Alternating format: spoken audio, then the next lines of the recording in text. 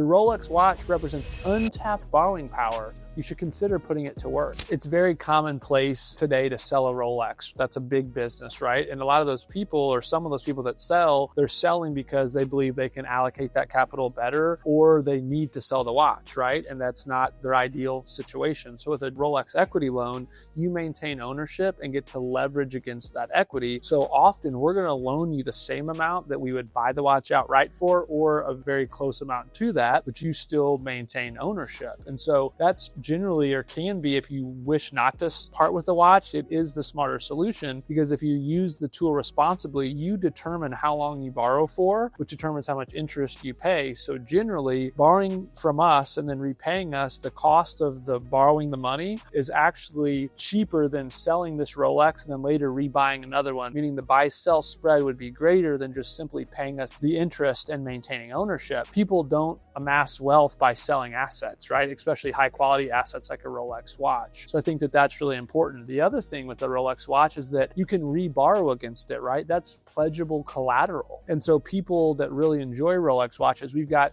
several dozen clients where they're huge watch enthusiasts. They just love watches. And honestly, out of their net worth, they're probably heavy in watches, right? They've got a ton of Rolexes or a Pateks. Well, they don't want to sell these, but they want to use that equity and that cash to buy a piece of real estate, go on a trip, finance their business, help a loved one. Well, then use that as a credit line